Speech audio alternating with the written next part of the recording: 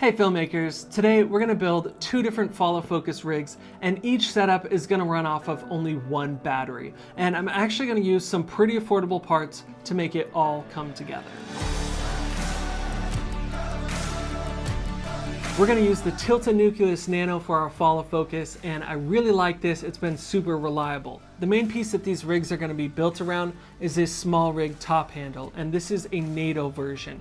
Now I'm going to link to each of these parts down in the description below, so if you decide to build your own, it'll be super easy to find what you need. The first piece we're going to mount is this small rig monitor mount, and I'm going to put it on the 1/4 threads on the front of the handle here.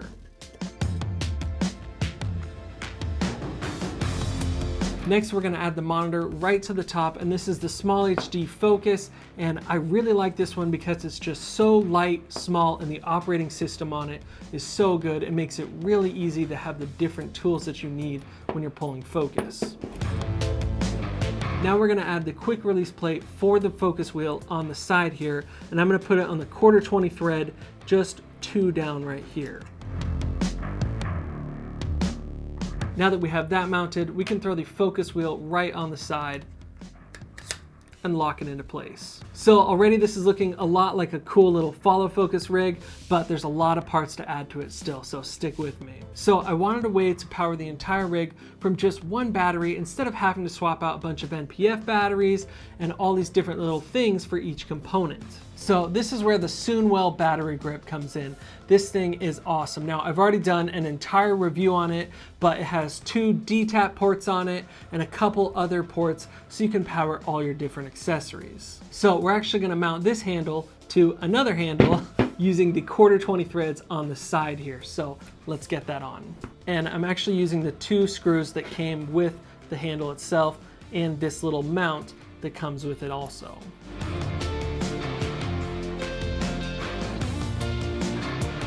Right, boom. So now this thing is really coming together. Now you have a really nice sturdy grip on the side, and then you can put your other hand right on the follow focus and then just look at the screen right dead center in front of you and just focus on pulling focus. So awesome already, but let's get everything plugged in and powered up on this now. So let's grab the Sony NPF battery adapter. This is just a little dummy battery that I'm going to put on the back of my monitor. And then I'm going to plug it right into the DTAP port here on the side. Now I'll be doing a whole bunch of cable management to this at the end, so it looks all nice and clean, about as neat as it can get for having a bunch of cables. So hold your horses, I will clean this up a little bit. So we still need to add a wireless receiver to this rig. Now I'm using the Hollyland Cosmo 600 for the receiver. Now you could really use any transmitter and receiver. I've done reviews on the Hollyland Mars 400 and that thing is awesome. There's a whole bunch of different ones you can use, and a lot of them are much smaller than this one. This one's pretty big, but it also has a great range of 600 feet. So that's why it's a little bit bigger and more robust. But to mount this to this rig, I found that the best thing that I could do is actually just put it right on top of this handle. So I've already added a cold shoe mount to the top here. Now there's 3 1/4 threads on the top here, and I've just added a cold shoe mount right there. This is just a basic one from Small Rig. And then I'm putting another little cold shoe mount adapter onto the bottom of my receiver here. And then I'm going to slide it right into place on top of this handle. All right, now we have all the main components to this rig mounted. Let's get everything wired up and connected. So we're going to plug in the power cable that came with the Cosmo 600. Now we're going to add the HDMI cable that goes from the monitor to the receiver. Now we're going to power the focus wheel using a micro USB cable.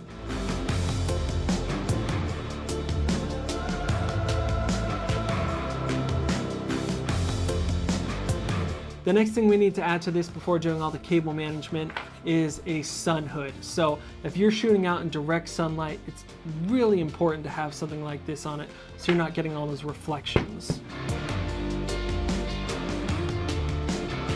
Okay, let's get some cable management done because this is seriously giving me some anxiety. And I'm just gonna use a simple bongo tie to put it all in place, but you could also use something like a little bread tie to kind of manage up these cables.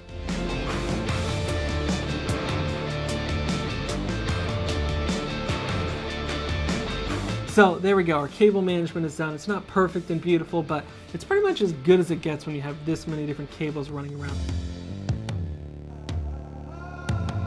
Now, one thing that I still need to add to this rig is a neck strap, because if you need to hold this for an extended amount of time on set, it's gonna get really heavy fast. So what I picked up at my local hardware store was this simple little eye hook, and then it has a 3/8 thread on it, and I have a bolt on there as well that's matching it. So I'm just gonna actually put it right here on the front of this handle, the top handle, in the 3/8 thread here. So just screw it right into place.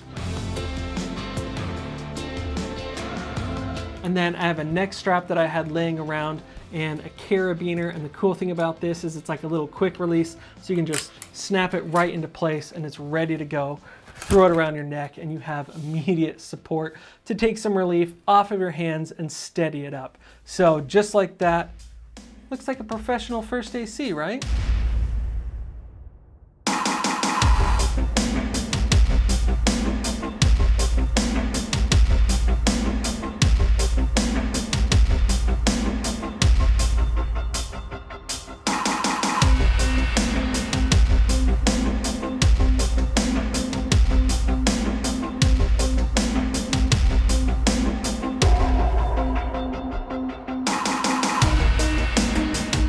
So what I have running back there is the Pocket 6K running into the Atomos Ninja V, and then it has an HDMI out running into the transmitter, which then sends to this receiver, which is of course pumping into the smallHD here to give us video feed.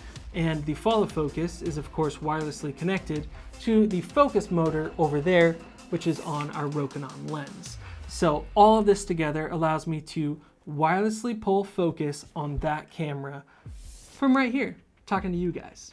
So it's pretty sweet. On the Nucleus Nano, you can set A and B hard stops. They're super easy to set, so I can quickly rack focus back and forth between them and nail my focus. You can put the rig down and stand up with it if you need to and just let it rest. It's just nice to be able to have your hands free when you want and then get it up and ready to pull focus when you need to.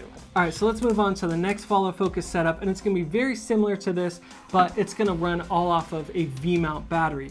Now, the nice thing about this is this can be swapped out, whereas this battery grip just really needs to be charged. But the great thing about this is it does last many hours. All right, so I've stripped the rig down now to where it's just the NATO rail, the follow focus on the side, you have the eye hook in the front, and then the monitor with the monitor mount on the top.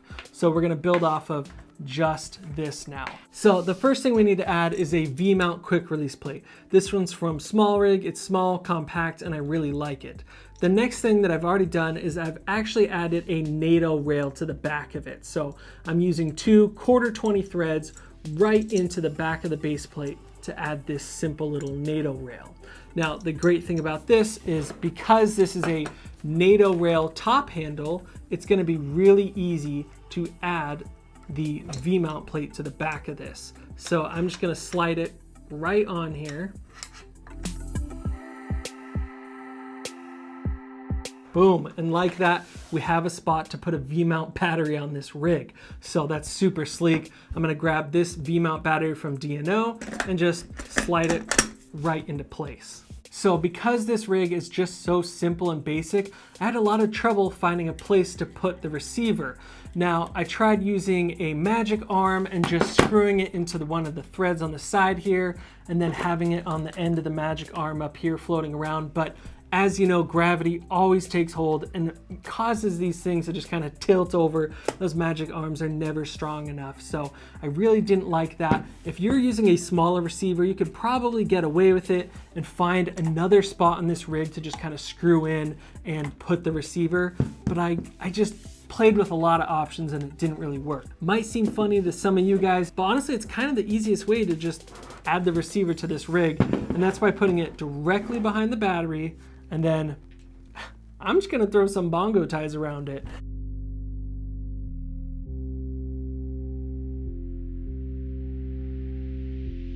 It's not the most beautiful setup, but it's the easiest way to just get the receiver on there. And the nice thing about it is it's almost the exact same size as the V-mount battery, so it kind of just looks like it fits right into place. Now that we have all the big pieces in place, we just need to get all the power and cables ran to everything. So the next thing I'm gonna grab is a D-tap splitter. So this allows me to add 4 ports to this battery. So I'm actually gonna plug it just right into the side of the V-mount battery here.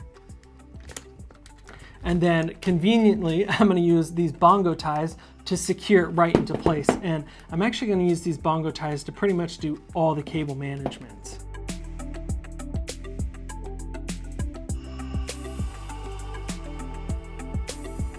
And the only bummer about using this V-mount battery is that there's no USB port. So I can't actually power the follow focus rig off of the V-mount battery. So instead, I'll just be using the internal battery built into this, which is fine because it actually comes with 2 batteries itself. So we'll put this cable to the side.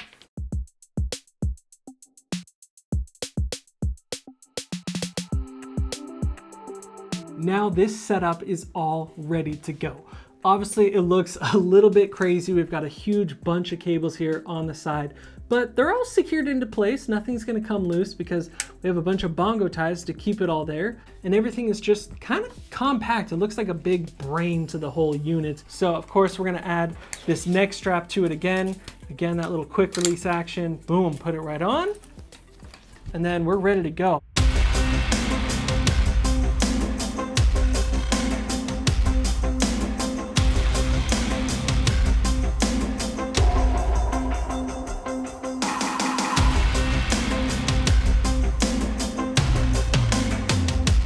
There are a few things to this setup that I do find as disadvantages. So one of them that I gotta mention, of course, is that when this V-mount battery dies, you gotta take apart all these bongo ties so you can swap out the battery.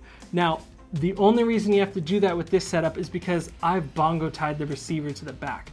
But if you find another place to mount it with a smaller receiver, then you'll be good to go and you can just swap the battery off. Another thing is that this grip is nowhere near as comfortable as the Soonwell battery grip. This thing is huge and rubberized and it's just really nice to hold on to. So there you go, 2 different focus puller setups, each with their advantages and disadvantages. If you guys have any ideas on how we can improve this, or if you've made your own, definitely leave a comment below and I'll try to reply to all of them.